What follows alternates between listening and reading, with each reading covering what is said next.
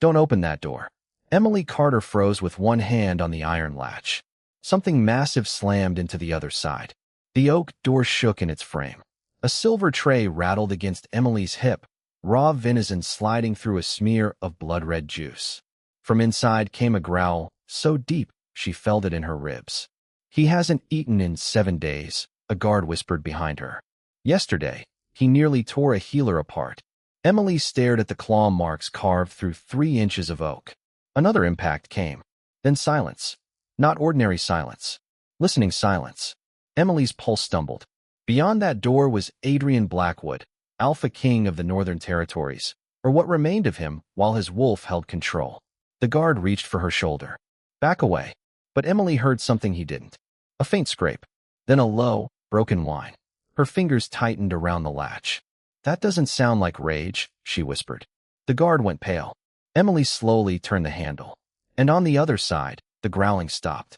6 hours earlier, Blackwood Palace had awakened to the sound of breaking chains. Emily heard them from 3 floors below.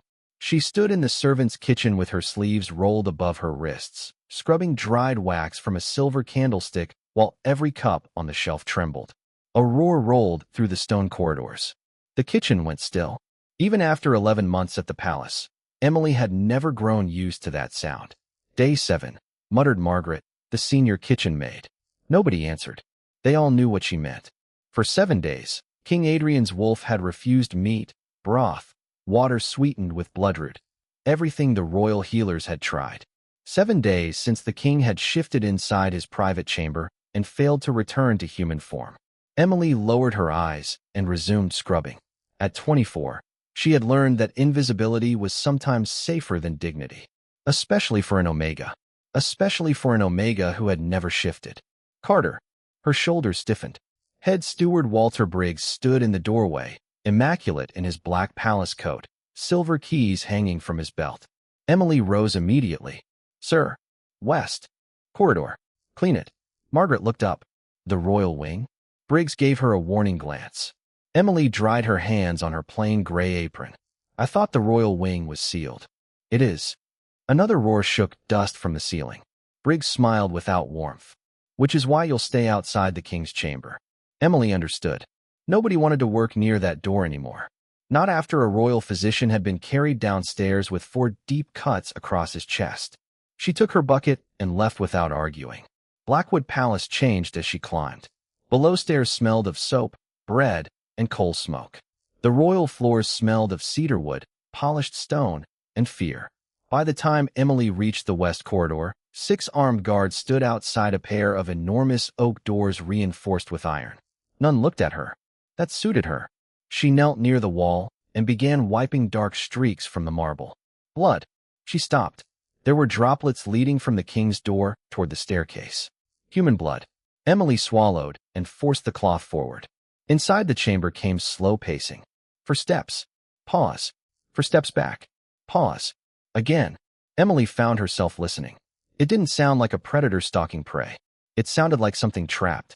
A servant hurried down the corridor carrying a covered silver tray, set it near the guards, and retreated immediately. One guard lifted the lid. Raw venison. Untouched trays from previous days sat against the opposite wall. Emily counted them. 6. Her chest tightened. "He'll die if this continues," one guard murmured. "No," another replied. "The council won't let it get that far." Emily's cloth stopped moving. "What does that mean?" she asked before remembering her place. The men looked at her as though the furniture had spoken. The older guard's jaw hardened. "If His Majesty's wolf becomes permanently feral, they'll end the shift before it takes the kingdom with him." End the shift. Emily understood the gentler words for what they were. Kill him. Behind the doors, the pacing suddenly stopped. Every guard straightened. Emily stayed perfectly still. For one strange second, she had the unmistakable feeling that whatever stood inside had heard her breathing. Then something moved toward the door. Not charging. Approaching. A dark shadow appeared beneath the narrow gap. Emily's fingers curled around the wet cloth. The wolf inhaled. Once. Deeply.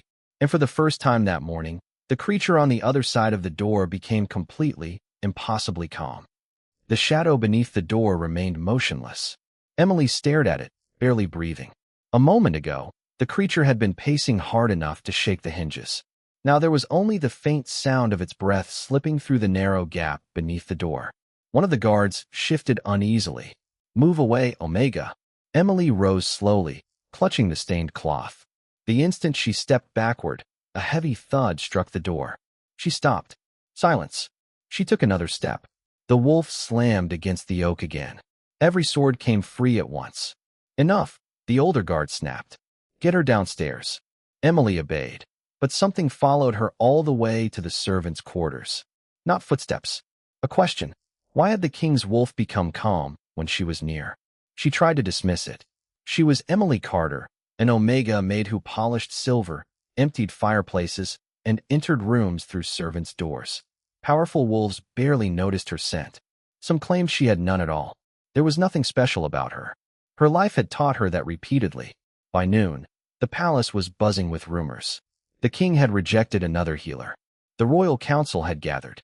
Someone had heard the execution blade was being prepared. Emily kept working. She was carrying folded linens through the lower corridor when a crash came from the laundry room. Inside, 16-year-old Lily Bennett stood frozen beside an overturned basket, while Mrs. Hargrove, the head housekeeper, held a broken porcelain vase. "You careless little fool." "I didn't touch it," Lily whispered. Mrs. Hargrove seized her wrist. Emily stopped in the doorway. She knew what happened to servants accused of damaging royal property. Their wages were docked. Sometimes they were dismissed. For an unclaimed Omega like Lily, dismissal could mean sleeping outside the pack walls. "I broke it," Emily said. Both women turned. Lily's eyes widened. Mrs. Hargrove released her. "You?" Emily forced herself not to look away. "My elbow caught the table when I collected the sheets." It was a bad lie. The vase had fallen on the opposite side of the room. Mrs. Hargrove knew it. Emily knew she knew it. "Very well." The housekeeper's mouth tightened.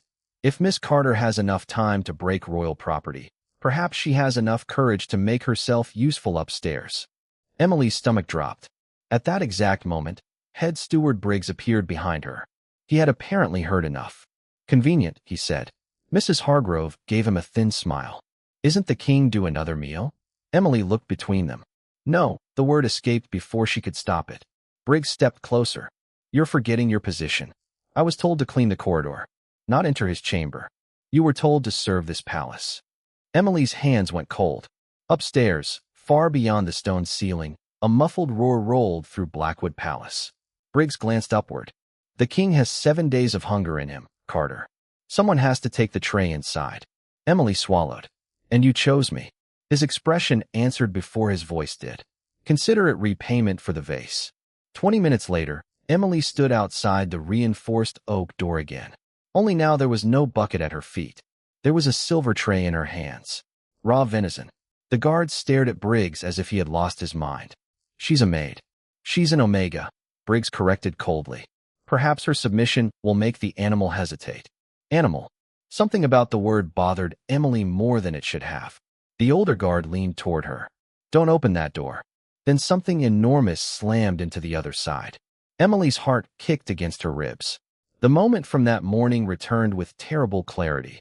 The strange silence, the shadow beneath the door, the way the wolf had seemed to listen to her breathing. She looked down at the tray, then at the latch. Behind the door came that sound again. Not a roar. A low, exhausted whine. Emily slowly lifted her hand. "That doesn't sound like rage," she whispered. Before anyone could stop her, she turned the handle. The door opened 3 inches before a black shape struck it from inside. Emily stumbled backward. The tray tipped, but she caught it against her chest as the guards shouted and reached for their swords. "Close it." Emily should have. Instead, through the narrow opening, she saw an enormous silver-gray eye. It was fixed entirely on her. Not the guards. Not their weapons. Her. The wolf inhaled. Emily's fears sharpened every detail. The rough iron beneath her palm, the smell of raw meat, the frantic beating of her heart. Then the eye closed. A soft whine came through the opening. Emily pushed the door wider. "Carter," Briggs hissed. She stepped inside. The door slammed shut behind her. For several seconds, Emily could see almost nothing. Heavy curtains blocked the afternoon light. Broken furniture littered the chamber. Claw marks scarred the walls, and pieces of snapped chain lay across the floor. Then something moved near the fireplace. Emily stopped breathing. Adrian Blackwood's wolf was enormous. Black fur covered a body nearly as tall as Emily's shoulder, even while standing on 4 legs. His ribs showed beneath his coat. One massive paw was stained with dried blood where a broken shackle still circled his ankle. Yet his eyes frightened her most. They weren't empty. They were exhausted. Your Majesty? The title felt ridiculous, but she couldn't think of anything else to call him. His ears twitched. Emily slowly lowered the tray to the floor. I brought food. A growl rolled through him. She froze. The wolf approached. One step, then another. Emily's instincts screamed at her to run, but the door was behind her, and reaching it would mean turning her back. So she remained still. The wolf stopped inches away. His breath warmed her face. His jaws could have closed around her throat before she screamed. Instead, he sniffed her hair. Emily squeezed her eyes shut. Nothing happened. She opened them. The wolf had moved to her shoulder, breathing against the side of her neck. Something inside Emily stirred. Not fear. Something quieter. A strange warmth beneath her ribs, where her wolf should have lived but never had. Adrian suddenly recoiled. He shook his head violently and staggered backward. Emily saw pain twist through his body. You're hurting. The words escaped softly. His growl stopped. Emily remembered the sound through the door. Not rage. Pain. She looked at the broken shackle around his leg. You're not trying to scare everyone, are you? His eyes narrowed. Emily almost laughed from nerves. That was a stupid question. She crouched beside the tray. The wolf immediately tensed. I'm not coming closer. Emily picked up a piece of venison and placed it on the floor between them. There. Adrian stared at it, then at her. He didn't move. Emily waited. Seconds stretched. Finally, she nudged the meat forward. You've scared an entire palace half to death, she whispered. The least you can do is eat. For the first time, something changed in his eyes. Almost irritation. Emily smiled despite herself. There you are. The wolf approached the meat. He sniffed it, then turned away. Emily's small hope collapsed. Outside, someone knocked. Carter. Adrian spun toward the door with a vicious snarl. Emily reacted without thinking. Hey. His head snapped back toward her. Look at me. To her astonishment, he did. Emily picked up the meat again. This time, instead of placing it on the floor, she held it in her open palm. The wolf stared at her hand. Come on, she whispered. Adrian took one slow step toward her, then another. His nose touched her fingers. A sudden heat raced from Emily's palm to her wrist. She gasped. For one impossible heartbeat, something beneath her skin seemed to glow. The wolf saw it too. His silver-gray eyes widened. Then his jaws opened. Adrian's jaws closed around the meat without touching Emily's skin. She forgot how to breathe. The great black wolf pulled back and swallowed. For 7 days, healers had begged him to eat. Guards had thrown meat into his chamber from behind shields. The royal kitchen had prepared everything from fresh venison to blood broth. He had refused it all. Now he stared at Emily's palm. You ate, she whispered. A heavy fist struck the door. Carter. Adrian's ears flattened. A growl vibrated through the chamber. Emily immediately raised her other hand. Easy. His gaze returned to her. The growl faded. Emily looked down at her wrist. The strange warmth was still there, but whatever light she thought she had seen was gone. Maybe fear had played tricks on her. She picked up another piece of venison. Adrian stepped closer before she even offered it. This time, he ate without hesitation. Then another. By the 4th piece, Emily's fear had changed into disbelief. You really are hungry. His silver-gray eyes narrowed. Emily almost smiled. Sorry, Your Majesty. She reached for another piece. A crash exploded behind her. The door had opened. 3 guards rushed inside with swords drawn, Briggs behind them. Adrian changed instantly. His lips peeled away from enormous fangs. Get the girl. Briggs shouted. No. 2 guards grabbed Emily beneath the arms. The wolf lunged. Emily screamed as steel flashed. Stop. Adrian's claws struck the marble exactly where one guard had been standing a heartbeat earlier. The men dragged Emily toward the doorway. Wait, she cried. You're frightening him. He's a beast. He was eating. Nobody listened. Emily's shoes scraped across the floor as they pulled her into the corridor. Adrian roared. The sound was unlike anything she had heard before. Not anger. Panic. The doors slammed shut. A second later, the entire frame shook. Then again. And again. Emily twisted against the guards. Let me go. Inside, wood splintered. Chains snapped against stone. The older guard stared at Emily. What did you do? Nothing. You were in there 12 minutes. Emily looked at the tray still sitting inside. He ate. Nobody spoke. Briggs scoffed. Impossible. You saw the missing meat. Another violent impact struck the door. Then came a howl so raw that Emily's chest tightened. She stepped toward it. Briggs caught her arm. You will not go back inside. The instant his fingers closed around her wrist, the wolf went silent. Emily froze. So did Briggs. Then a low snarl came through the door. Slow. Threatening. Briggs released her. The snarling stopped. Emily stared at her wrist. That warmth returned beneath her skin. She covered it quickly with her sleeve. The older guard noticed anyway. His expression changed. Take her downstairs, Briggs ordered. Emily was escorted away. With every step she took, Adrian began striking the door again. By the time she reached the staircase, his howls followed her through the palace. Emily spent the next hour in the laundry room pretending she could still work. She folded the same sheet 3 times. Her hands wouldn't stop trembling. Lily finally touched her elbow. Emily, I'm fine. You're bleeding. Emily looked down. A thin red line crossed her palm where the edge of the silver tray had cut her. She hadn't noticed. But something else caught her attention.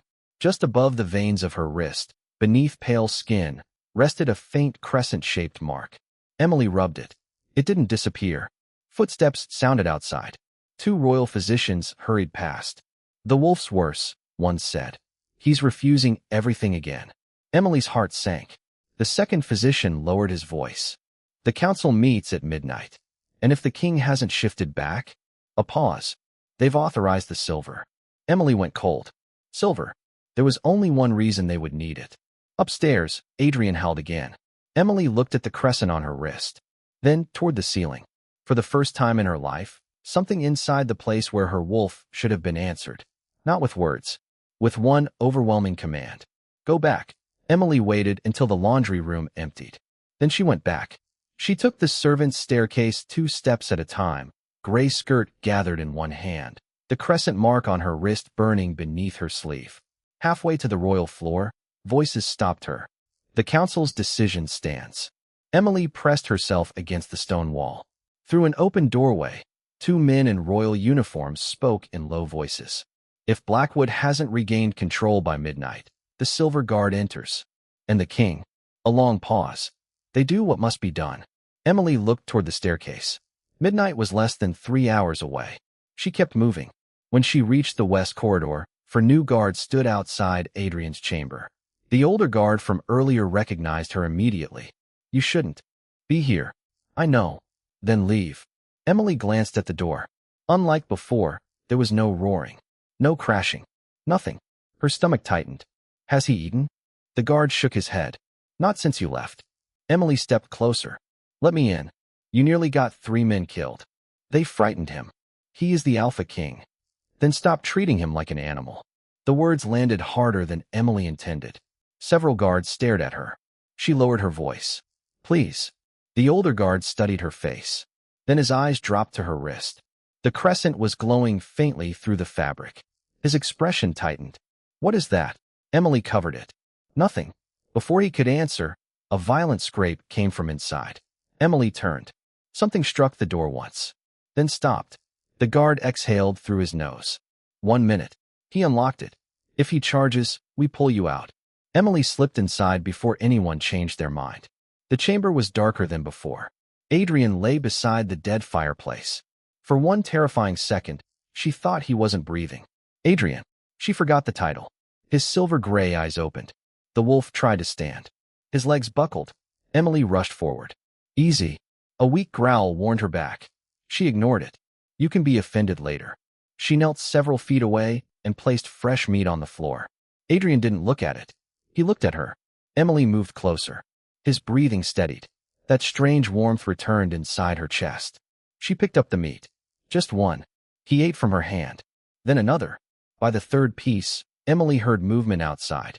Time, a guard called. Adrian's ears flattened. Emily continued feeding him. The door opened. 2 guards entered. Miss Carter. I'm coming. One reached for her. Adrian surged upright with a roar. The tray flew across the floor. Emily spun around. No. The guards grabbed her arms. Adrian lunged after them. The men dragged Emily through the doorway and slammed it shut. Instantly, the wolf crashed against the door. Once. Twice. A third time. Stop! Emily shouted through the wood. Adrian, stop! The pounding ceased. Everyone stared at her. Then Briggs appeared at the end of the corridor. What is she doing here? The older guard stepped between them. The king ate again. Briggs stopped. His face changed for only a second. Not relief. Fear. Emily noticed. You knew something was wrong, she said. Briggs's eyes hardened. Take her downstairs. 2 guards escorted Emily away. This time, Adrian didn't howl immediately. He waited until she reached the staircase. Then a sound tore through the palace, so full of pain that Emily stopped walking. The crescent on her wrist burned. She pulled back her sleeve. It was no longer faint. Thin silver lines spread outward from it, like moonlight beneath her skin. And from behind the king's locked door, a matching flash of silver illuminated the darkness. Briggs saw it. His face went white. Get that Omega out of the palace, he whispered. Emily turned toward him. What is this mark? Briggs said nothing, but his silence gave her the answer she feared most. He knew. You know what this is. Emily held her glowing wrist toward Briggs. The steward's face hardened. I know you need to leave. Then tell me why. 2 guards waited beside her, but neither touched her now. Briggs glanced at the silver crescent. You're a servant, Miss Carter. Whatever happened in that room is beyond your station. Another howl tore through the palace. The mark burned hotter. Emily flinched. That doesn't feel beyond my station. Briggs stepped close enough that she could smell the sharp spice of his cologne. Take her to the east gate. The guards hesitated. That was enough. Emily turned and ran. Stop her. She raced toward the servants' stairs, then changed direction at the landing. She knew Blackwood Palace better than Briggs did. Not its council chambers or grand ballrooms, but its hidden arteries. Laundry passages, dumbwaiter corridors, narrow staircases built for people powerful men preferred not to see. Within minutes, she reached the royal floor through an old linen passage. The west corridor was empty. Too empty. The council had apparently called the guards away. Emily hurried to Adrian's chamber. The lock had not been reset. She slipped inside. Adrian. Moonlight spilled through a tear in the curtains. The wolf stood near the fireplace. He wasn't looking at her. He was staring at his own reflection in a broken mirror. Emily approached carefully. Then she saw it. Black lines moved beneath the fur covering his chest. Not veins. Something darker. They twisted outward from a symbol burned into his skin, a jagged circle surrounding a crescent moon. Emily's wrist exploded with heat. She gasped. Adrian spun. The symbol on his chest flashed silver. So did hers. For one heartbeat, the room vanished. Emily saw snow. A battlefield. Adrian in human form, blood covering his white shirt as a woman in black robes pressed one hand against his chest. Then a voice. When your wolf finds what it loves most, it will destroy it. Emily staggered backward. The vision disappeared. Adrian whimpered. What was that? He lowered his head. Emily stared at the mark on his chest. A curse. The wolf's eyes closed. She understood something then. Not everything. Enough. The food had never been the real problem. You weren't starving because you couldn't eat. Adrian looked at her. You were fighting something. His claws dug into the floor. Emily's pulse quickened. The curse had reacted when she touched him. It had reacted when she left. And the vision, what it loves most. No, Emily backed away. Adrian immediately retreated too, as though distance from her was exactly what he wanted. Her heart twisted. You knew? The wolf turned his face away. 7 days. 7 days locked inside this room. 7 days refusing food. 7 days becoming weaker. Not because he wanted to die. Because he was afraid of what would happen if he became strong enough to lose control. Emily's throat tightened. You were protecting someone. Adrian's eyes returned to hers. The crescent on her wrist glowed brighter. Emily looked down. Then at the matching curse burned across his chest. Understanding arrived slowly and horribly. Me? Adrian backed into the wall. His entire body began to shake. Black veins spread beneath his fur. Emily heard bones crack. Not from shifting. From something forcing itself deeper into him. Adrian. His head snapped upward. The silver-gray eyes were gone. They had turned completely black. A snarl curled from his throat. Emily moved toward the door. The wolf blocked her path. His claws scraped across marble. Adrian. No recognition. Only hunger. But not for food. Outside, boots thundered toward the chamber. Emily reached for the latch. The wolf lunged. She spun away as his claws ripped through the sleeve of her gray dress. Emily hit the floor. Adrian towered over her. His jaws opened, then stopped inches from her throat. His entire body trembled with the effort of holding himself back. Emily stared into those black eyes. Now she finally understood the curse. It had not kept Adrian from eating for 7 days. Adrian had kept himself weak for 7 days, so he would not have the strength to kill her. Emily could feel Adrian's breath against her throat. One movement. That was all it would take. His claws pressed into the marble beside her shoulders, carving pale lines through stone as his entire body shook. Adrian. The wolf snarled. Black veins pulsed beneath his fur. Behind the chamber door, men shouted, "Your Majesty, stand back. Bring this silver." Emily's eyes widened. No, Adrian's jaws opened farther. She should have screamed for the guards. Instead, she remembered him refusing food, remembered his ribs beneath black fur, remembered 7 days of deliberate weakness. He had been starving himself to protect her before he even knew her name. Emily slowly lifted her hand. The wolf snapped at it. She flinched, but didn't pull away. "Emily Carter," someone shouted through the door. "Move away from him." She ignored them. Her palm hovered inches from Adrian's muzzle. "I know you're still in there." The wolf's growl deepened. "You stopped before." His claws scraped forward. "You can stop again." The blackness in his eyes flickered. For half a second, silver appeared, then vanished. The doors burst open. Royal guards flooded the chamber. At their center stood a broad-shouldered man, holding a short spear tipped with silver. Adrian roared. "No!" Emily threw herself between them. The spear stopped. "Move," the guard captain ordered. "If you attack him, he'll attack back. He's going to kill you." Emily looked over her shoulder. Adrian towered behind her, teeth exposed. Maybe the captain was right. Her knees trembled, but she stepped closer to the wolf anyway. Then let him choose. "Are you insane?" "Possibly." Emily didn't care. She turned completely toward Adrian and raised her bare hand. The crescent on her wrist blazed silver. Adrian recoiled. Emily followed. 7 days, she whispered. "You fought this for 7 days." His breathing came fast. "You don't get to quit now." The wolf lunged. Several guards shouted. Emily shut her eyes and pressed her palm against his muzzle. Pain exploded through her wrist. Images flooded her mind. Snow. Blood. The witch's hand against Adrian's chest. Then Adrian himself, kneeling alone after the battle while black veins spread beneath his skin. Another image followed. A prophecy carved into stone. "The wolf shall destroy the heart it chooses." Emily gasped. The curse twisted the meaning. It wanted Adrian to believe love was the weapon that would destroy him. "No," she whispered. Adrian thrashed beneath her hand. Emily held on. "You're not going to kill me." The curse burned colder. "You hear me?" Silver light climbed from her wrist across her fingers. "You are not what she made you." Adrian's growl broke into a whine. His eyes flashed silver. Emily pressed her forehead against his. "You're hurting," she whispered, repeating the first truth she had ever spoken to him.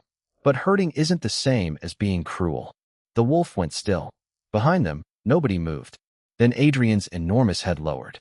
Slowly, deliberately, until it rested against Emily's shoulder. Her breath broke. The black veins beneath his fur began retreating. 1 inch. Then another. A sound like cracking ice filled the chamber. The cursed symbol on Adrian's chest split down the middle. Silver light burst through it. Emily cried out as the force threw her backward. Adrian collapsed. His body convulsed. Bones shifted beneath fur. Claws shortened. The massive black shape folded inward as silver light swallowed the room. When Emily's vision cleared, the wolf was gone. A man lay on the shattered marble. Tall, bare-chested, pale from exhaustion, his black hair falling across his face. Emily stopped breathing. "Adrian." Blackwood lifted his head. For the first time, she saw the Alpha King's human eyes. Silver gray, completely clear. They found her instantly. His cracked lips parted. "Emily." She went still. She had never told him her name. Emily stared at him. "How do you know my name?" Adrian tried to rise. His arms shook, and he nearly collapsed before Emily caught him by the shoulder. The contact sent warmth through her wrist again. Not pain this time. Recognition. Adrian looked down at her hand. The silver crescent glowed between them. I heard it, he said hoarsely. From the guards? No, his eyes lifted to hers. From you. Emily's breath caught. Before she could ask what he meant, the guard captain stepped forward and removed his cloak. Your Majesty. He draped it around Adrian's shoulders.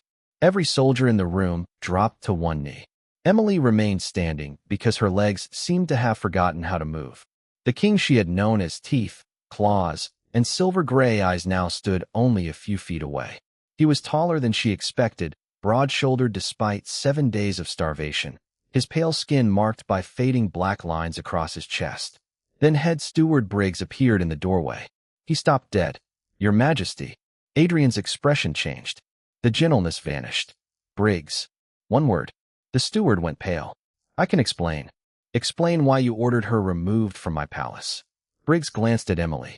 She was affecting your wolf. We couldn't know whether she was helping you or causing the condition. You knew about the mark. Silence. Adrian took one step forward. Briggs lowered his head. The old records mentioned a crescent. Emily looked between them. What records? Nobody answered immediately. Then an older man in dark council robes entered the chamber. Lord Harrison Cole, chief advisor to the crown. His gaze fell on Emily's wrist. He stopped. Impossible. Emily was beginning to hate that word. Adrian noticed. What does the mark mean? She demanded. Lord Cole looked to his king. Adrian answered instead. It's a mate mark. The room seemed to tilt. Emily stared at him. No. Her response came too quickly. She backed away. I don't even have a wolf. Adrian's jaw tightened. That doesn't make you less Omega. You're the Alpha King. Yes. I clean fireplaces. A faint softness touched his exhausted face.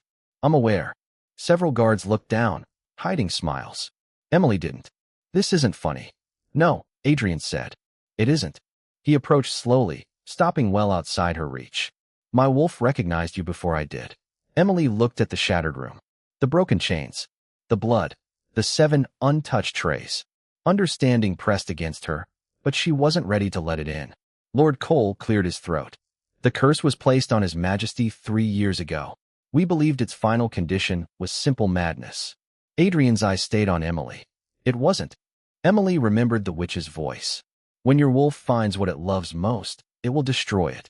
You knew the curse would make you attack your mate. Yes. So you starved yourself. His silence was answer enough. Emily's eyes burned. You could have died. I preferred that. To killing someone you hadn't even met. Adrian looked at her as though the answer should have been obvious. Yes. The simplicity of it stole her next breath. Briggs suddenly stepped forward. Your Majesty, even if the mark is genuine, she is a wolfless servant. The council cannot possibly recognize. Adrian turned. The temperature in the room seemed to drop. Finish that sentence. Briggs froze. Adrian walked toward him, barefoot and barely strong enough to stand. Yet every wolf in the chamber lowered his head. You sent her into this room believing my wolf might kill her. Briggs swallowed. I was protecting the crown. You used an Omega Maid because you considered her expendable. No one spoke. Adrian looked toward the guards. Call the full council. Lord Cole frowned. Now. Now. Then Adrian faced Emily. Bring everyone who knew about the curse. Everyone who ordered the silver. And every member of this household who believes her rank determines her worth. Emily's heart pounded. Adrian, what are you doing? He extended his hand. Not commanding. Offering. The thing I should have done the moment my wolf recognized you. Emily stared at his open palm. Beyond the chamber, bells began ringing through Blackwood Palace. The royal council was being summoned. Adrian waited. And slowly, Emily placed her hand in his. The great hall of Blackwood Palace had never been designed for a maid to stand beside a king. Emily felt that truth in every stare. Council members filled the long chamber in formal black and silver. Noble alphas stood beneath the carved balconies. Palace servants crowded quietly near the rear doors. Emily recognized Mrs. Hargrove. Lily stood beside her. And near the council table, Briggs kept his eyes on the floor. Emily looked down at herself. Her gray servant's dress was torn at one sleeve. A faint streak of Adrian's blood marked her cuff. Her brown hair had half fallen from its pins. Beside her stood the Alpha King. Adrian had changed into black trousers and a simple white shirt, but exhaustion still sharpened his pale face. He had refused to sit. Lord Cole addressed the room. His Majesty has returned to human form. The curse has been broken. Relief swept through the hall. Then someone asked the question Emily knew was coming. What role did the Omega play? The Omega, not Emily. Adrian heard it too. He stepped forward. Her name is Emily Carter. Silence. She entered my chamber when armed wolves were afraid to cross the threshold. She fed me when I had refused food for 7 days. And when your silver guard came to kill me, she stood between us. Emily's throat tightened. A nobleman rose. Your Majesty, gratitude is understandable, but surely we should determine whether the bond is legitimate before elevating a servant beyond. Beyond what? Adrian's voice remained quiet. That somehow made it more dangerous. The nobleman hesitated. Her station. Adrian looked toward Emily. Show them. She slowly pulled back her sleeve. The crescent mark shone silver. Gasps rippled through the hall. Adrian opened his shirt at the collar. The broken remains of the cursed symbol crossed his chest, but directly over his heart rested another mark. A matching crescent. Lord Cole bowed his head first. Faded. One by one, others followed. Emily stared as some of the most powerful wolves in the Northern Territories bowed. Before a woman who had spent the morning cleaning blood from their floor. Then Adrian turned toward Briggs. You knew the ancient records described this mark. Briggs swallowed. Yes, Your Majesty. And you ordered Emily removed. I believed a wolfless Omega could not possibly. Enough. Adrian's jaw tightened. You made the same mistake this palace has made for years. He looked across the hall. You confused gentleness with weakness. Emily felt dozens of eyes shift toward her. Adrian extended his hand. She took it. I will not punish anyone for failing to recognize my mate before I did, he said. But from this moment forward, anyone who treats her dignity as lesser because she was born Omega answers to me. Emily whispered, Adrian. He turned. She lowered her voice. Don't decide my whole life for me. A flicker of surprise crossed his face. Then, unexpectedly, he smiled. You're right. He faced the hall again. Emily Carter is free of service to this palace, with full wages and protection for as long as she wants them. Then he looked only at her. What comes after that will be her choice. Something inside Emily loosened. Not because a king had chosen her, because he had given her the right to choose him. Later, when the hall had emptied and moonlight spilled across the balcony, Emily found Adrian watching the forest. You never answered one thing, she said. He glanced at her. Why wouldn't your wolf eat? Adrian was quiet for a moment. Because every time I regained enough strength, the curse pushed me to search for you. Emily touched the crescent on her wrist. So you were waiting for me? No. Adrian stepped closer, stopping before touching her. My wolf was. Emily smiled softly. And now? His silver-gray eyes warmed. Now we both are. Emily placed her hand in his. Below them, Blackwood Palace settled into silence. For years, Emily had believed strength was the power to command a room. Adrian had believed it was the power to survive one. Neither had understood. Sometimes strength was simply a frightened woman refusing to abandon a wounded creature. Sometimes it was a king choosing starvation rather than becoming a monster. And sometimes, destiny did not arrive wearing a crown.